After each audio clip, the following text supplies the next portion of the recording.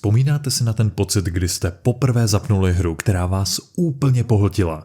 Kdy jste se přistihli, že už je fakt pozdě večer v noci, ne-li půlnoc, a vy už ani nevíte, jak se to vůbec stalo? Nejedli jste, nekoukali na telefon, prostě byli jste tam uvnitř toho světa?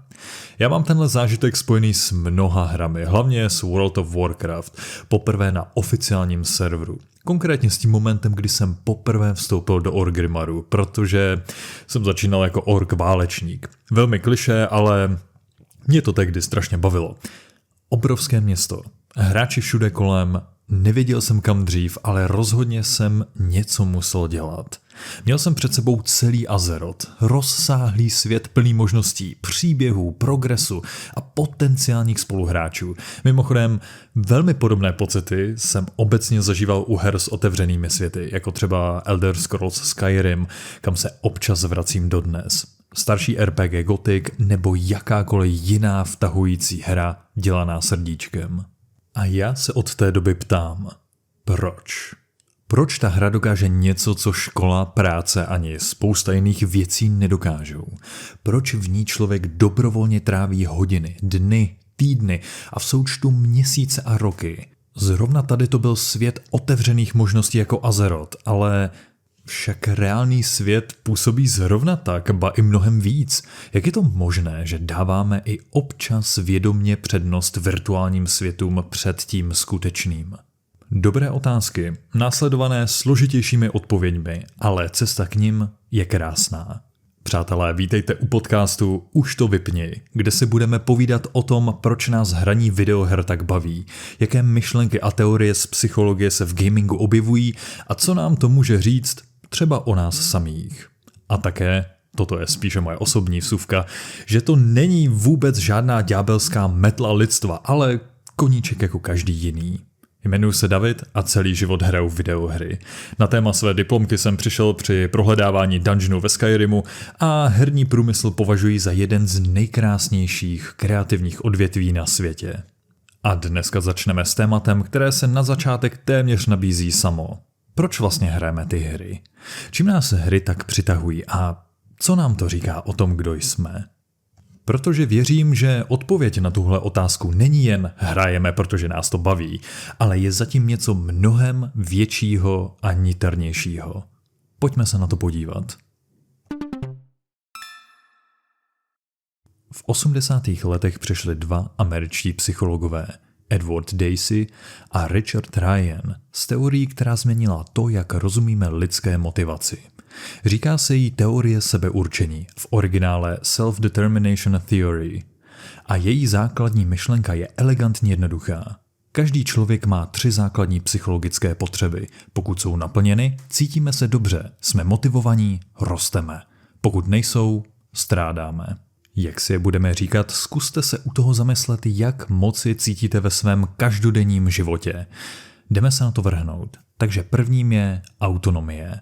Což je potřeba cítit, že se rozhoduji sám, že moje volby jsou skutečně moje, že nejsem jen kolečko v nějakém stroji, ale že mám kontrolu nad vlastním světem. Další je kompetence. Potřeba být dobrý v něčem, co dělám, cítit, že rostu, že se zlepšuju, že překonám překážky, které mi včera šly těžce. A další, poslední je sounáležitost. Potřeba být součástí něčeho většího, cítit se propojený s ostatními, vědět, že není jedno, jestli jsem nebo nejsem. Naopak vědět, že jsem plnohodnotný člen týmu. Tato teorie byla původně aplikována na vzdělávání, práci, sport a zdraví. A pak se stalo něco zajímavého. Psychologové Scott Rigby a Richard Ryan si v roce 2011 v knize Glued to Games, kterou mimochodem najdete na Amazonu, položili otázku: co když tuhle teorii aplikujeme i na svět videoher? A výsledek byl fascinující. Možná už teď tušíte, kam to celé směřuje.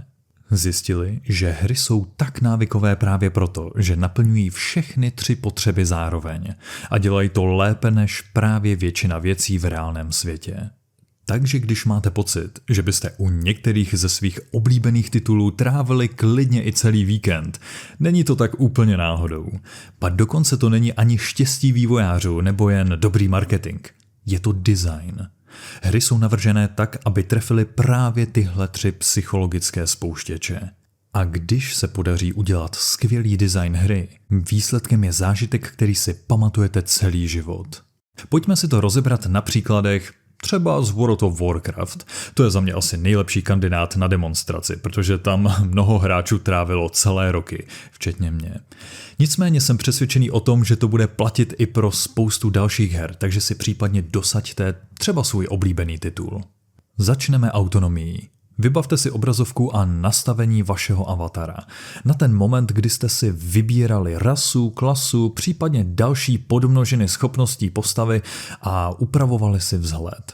Už v tu chvíli hra říká, tohle jsi ty, tvoje volby, tvoje postava, tvoje kombinace.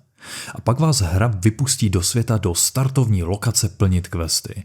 Nebo se seberete a půjdete rovnou objevovat další herní lokace, údolí a města. Nikdo vám neradí, nikdo vás neomezuje ve vašem rozhodování, nikdo na vás netlačí. Ten pocit svobody, to je autonomie. Zajímavé přitom je, že výzkumy ukazují, že hry jako World of Warcraft naplňují potřebu autonomie i ve chvílích, kdy vás technicky vzato nutí do něčeho, třeba do určité questové linie. Ale protože se vybíráte kdy, jak a s kým, pocit kontroly zůstává.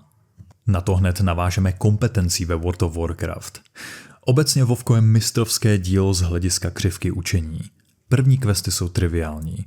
Pak postupně přibývá složitost a obtížnost. Přijde první výzva v podobě silnějšího protivníka, třeba menší boss nebo elitní nepřítel, který vás poprvé většinou sejme.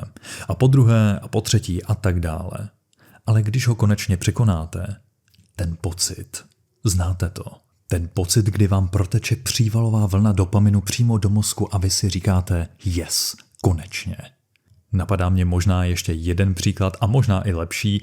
To je v době, kdy jsem hodně hrál StarCraft a troufnul jsem si hrát proti živým hráčům a dlouho se mi to nedařilo. Dlouho se mi nedařilo vyhrát, až najednou jsem vyhrál poprvé proti živému hráči a říkal jsem si yes, konečně jsem plnohodnotný hráč StarCraftu, který nad někým vyhrál. A dokážu si možná představit, že ten pocit je ještě silnější v momentě, kdy máte podezření nebo přímý důkaz, že ten hráč je z Asie. To pak to vítězství je potom ještě sladší. No zkrátka v psychologii je proto pojem optimal challenge, neboli optimální výzva. A teď doufám, že to jméno přečtu správně. Americký nebo maďarsko-americký psycholog Mihaly Csikszentmihalyi popsal stav, kdy je výzva právě tak velká, že vás nezničí, ale zároveň vás tlačí na hranici vašich schopností. Ano, tenhle stav se nazývá flow. Ve flow stavu ztrácíte pojem o čase. Nevíte, že máte hlad, nebo si to alespoň neuvědomujete. Nevíte, kolik je hodin, že už je třeba půlnoc. Jste prostě tam. A WoWko, stejně jako spousta dalších jiných dobrých her, vás do tohohle stavu dostávají pravidelně, skoro na požádání. Po každém splněném questu, po každém level upu, po každém lootu z bosse přichází odměna. XPčka, zlato, gear. Váš mozek na to reaguje dávkou dopaminu. A pozor, to není žádná manipulace, je to zkrátka biologická odezva na skutečný růst a pokrok. Přejdeme teď možná k té nejsilnější části a to je sounáležitost ve WoWku, ale nejenom tam. Obecně guildy, spoluhráči, obecně sociální aspekt té hry. Já si pamatuju svůj první nájezd na alianční vesnice jako guildmaster. Brali jsme to hodně jako roleplay, takže bylo jedno, jaký kdo má level. Každý, kdo se přidal, tak každý se hodil. Čím více lidí, tím zkrátka lépe se drancovalo vesnice v Ashenvale, Darkshore, Stonetown Mountains a tak dále. Ano, byli jsme celkem malé levely, ale bavilo nás to. Pak jsme se rozhodli, že budeme mít serverový monopol pro látky. A tak jsme farmili a skupovali určité položky z aukce a prodávali za vyšší cenu. Občas jsme dealovali i přímo s hráči přes chat a navyšovali tak společné jmění v guildbance. Takových situací a zážitků může být spoustu, ale jde hlavně o tu spolupráci a společný cíl, který pak tvoří zážitek z té hry. Ono taky v tu chvíli to nejsou jen lidi na internetu. Výzkumy jednoznačně ukazují, že vztahy tvořené v online hrách mohou být stejně reálnou sociální vazbou jako offline přátelé. Potřeba sounáležitosti je tedy naplněná, bez ohledu na to, jestli se lidé fyzicky setkali. Teď, když jsme si tohleto všechno řekli, tak možná přijdeme k té nejzajímavější části, protože pokud jsou hry tak návykové, tak vtahující a tak uspokojující, co to říká o reálném životě? Říká to jednoduchou, ale nepříjemnou věc. Pro mnoho lidí reálný život zkrátka tyto 3 potřeby nenaplňuje. Nebo, abychom nebyli tak tvrdí, nenaplňuje je dostatečně tak, jak bychom chtěli. A hry to umí lépe a hned. Nebo za mnohem kratší dobu. Ale pozor, vážení a milí posluchači, tady přichází taky často velké nedorozumění, které mě osobně vytáčí asi nejvíc.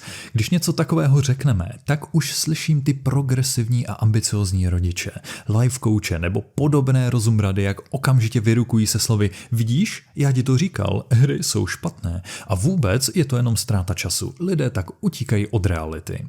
Rozhodně jsem tímhletím nikoho nechtěl urazit, spíše poukázat na to, že se jedná o nedorozumění nebo o špatně pochopený koncept. Krom toho, že videohry jsou skvělým katalyzátorem a nástrojem pro relaxaci a sebevyjádření, zkusme se podívat na konkrétní hry jako na jakýsi symptom. Možná nám ukazují, co nám v reálném životě chybí. A uznejte sami, to je celkem cenná informace, ne důvod k morální panice. Zkuste se nad tím zamyslet. Proč hráči tráví tolik hodin farmením reputace nebo zkrátka jen nahání levely ve WoWku, ale znechuceně přistupují k pracovním úkonům v práci? Protože farmení ve hře má jasný cíl, viditelný pokrok a jasnou odměnu na konci. Sledování prezentace na firemní schůzce ne tak moc. Takhle bychom mohli pokračovat dál a možná to asi nebyl nejlepší příklad, ale myslím, že si rozumíme. Tohle není obhajoba prokrastinace, vášnivého gamingu na úkor povinností ani náhrada za reálný život. Tohle je nápověda. Indicie k tomu, jaké podmínky nás jako lidi, ale třeba také nás osobně opravdu motivují a naplňují. A právě od toho se můžeme odrazit, abychom si našli třeba i lepší práci nebo lepší lifestyle, který by nám více seděl a byli bychom v něm prostě šťastnější. A to je právě to, o čem bude celý tenhle podcast. Ne o tom, jak trávit víc času ve hrách a jak je ten reálný život nuda, ale o tom, jak využít psychologii ve hrách k tomu, abychom lépe porozuměli sami sobě a žili o něco šťastnější život sami se sebou. Notabene taky neuškodí krapet vědomostí o tom, jak ty vývojáři dělají ty hry, aby nás víc bavili, víc nás přikovali k židli, anebo co využívají marketéři k tomu, abychom si ty hry zkrátka i více kupovali. Ale k tomu se dostaneme v dalších epizodách. Takhle ke konci si ale neodpustím jednu svoji osobní poznámku. Videohry nejsou jen nástroj nebo jakási psychologická zrcadla. Je to kus umění. Médium pro vyjádření myšlenek a pocitů mnoha umělců. Je to svým způsobem moderní, interaktivní umění, které si můžeme doslova prožít. I o tom bych byl rád, kdyby tenhle podcast byl. Prožívat videohry jako umění, skrze které se můžeme lecos dozvědět i o sobě samých. Na závěr dnešní epizody vám dám jednu otázku k zamyšlení a budu moc rád, pokud se budete chtít podělit o své myšlenky v komentářích. Zamyslete se nad hrou, která vás nejvíc pohltila a zkuste si odpovědět, jakou potřebu ve vás nejvíce sytila. Nemusí to být počítačová hra, ale klidně i deskovka nebo hra na hrdiny. A klidně mi i napište, jakou hlášku jste slýchávali od rodičů, kamarádů nebo drahých poloviček, když jste u těch her trávili až příliš času. Od toho se konec konců odvíjí i název tohohle podcastu, tak jsem zvědavý, jestli to máte podobně taky tak. Ale teď vážně, opravdu se zkuste nad tím zamyslet. V dnešním roztěkaném světě je velmi snadné zapomenout na to, co vlastně doopravdy chceme, nebo jací doopravdy jsme. A možná tohle by mohl být jeden ze způsobů, jak se skrze to, co nás baví, o trošičku více přiblížit ke skutečným pocitům a myšlenkám o nás samotných, ale i o světě kolem nás. Přátelé, děkuji, že jste epizodu doposlouchali až sem a příště bych rozebral téma zkušenostních bodů nebo obecně XP systémů a na to, jak si postavit třeba takový vlastní systém osobního růstu, inspirovaný těmi herními nebo obecně herními mechanikami. Jsme tedy na konci první epizody, mějte se krásně, videohry jsou skvělé a bez nich by byl svět o mnohé ochuzen, ale znáte to, už to radši konečně vypněte. Těším se na vás příště a kroch nám zdar.